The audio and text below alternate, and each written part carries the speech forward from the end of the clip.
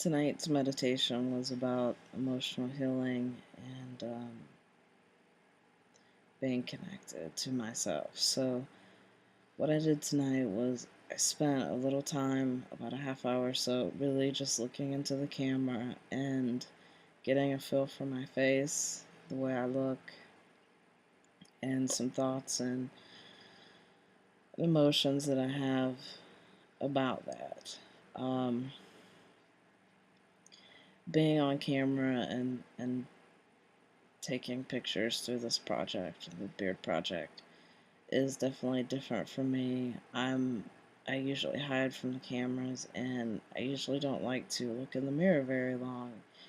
And so part of my process that I'm trying to make myself do and to face the reality is to look in the mirror each time I walk by, say, "You are beautiful," because in our own ways, in our own special, unique ways, we are all beautiful, and most of us don't take the time to say that to ourselves each day, and that's part of our healing process. That's our self-confidence, that's our esteem.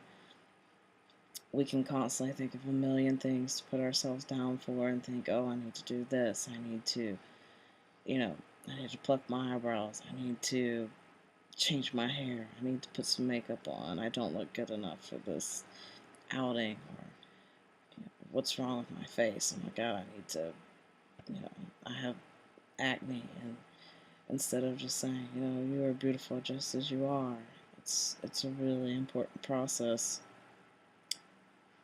At least I believe, and mostly that's what you hear. So I have decided to take my own advice and take advice of obviously a lot of trained professionals out there would tell you to do the same. So I've decided to spend a little time with myself, spend a little time in the mirror, get to know my face, to like my face, to get to a point where I can actually say you're beautiful and believe it. That's something that's really hard for me. I've never been the type of person to have a lot of self-esteem and confidence in the way that I look.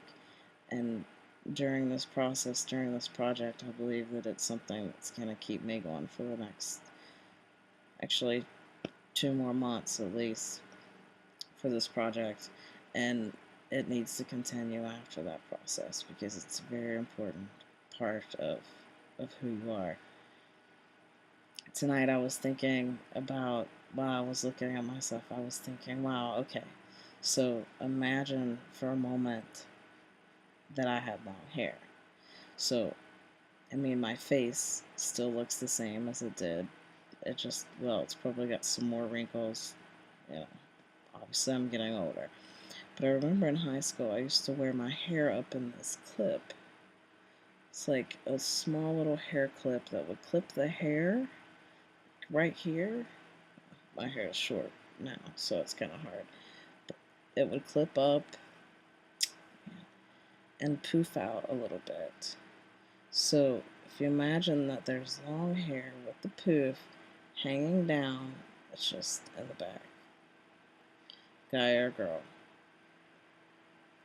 right? So really, we're talking about a difference aside from the beard at this point. We're really focusing on how short or long our hair is.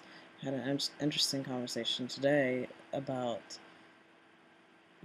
how you're accepted in society as a woman with short hair and a man with long hair.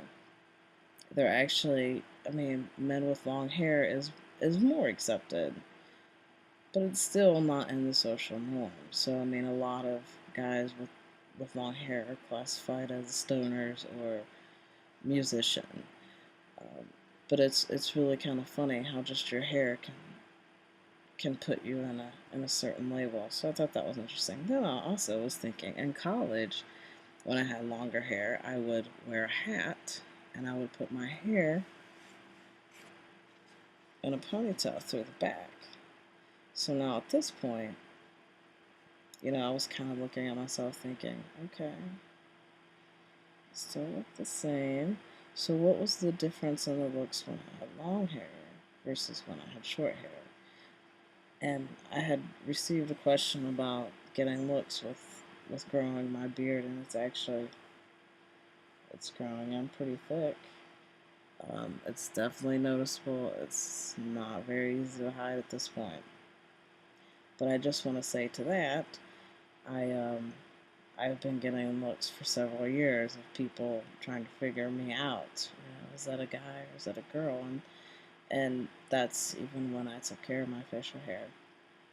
So that's really kind of a hard question to answer because it's really kind of hard to figure out what people are really looking at or what they're thinking.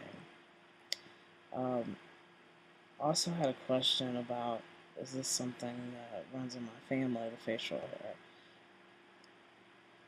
If it is something that grows in my family, it's something that's not really that talked about. And if it is, it's a few, maybe chin hairs.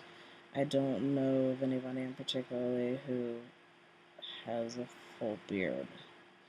Um, that's something that I'm actually thinking about talking to some of my family members and getting a little more information on, and just trying to figure out if, you know, anyone else in the family would have this issue if they didn't take care of their facial hair. Um, it is funny to me, and even sitting here recording and looking, and just thinking, wow, that's me. That's what I look like, and I'm gonna be okay with that. And I'm beautiful, like Michael Myers says in Love Guru. I'm beautiful, and I have a secret. So that's something that's my focus, at least for the rest of this project. Actually, it needs to be my focus forever. It needs to be everyone's focus. Um, it is odd because most of the time when I looked in the mirror, I was looking like this, plucking, so I'd only see this part of my chin.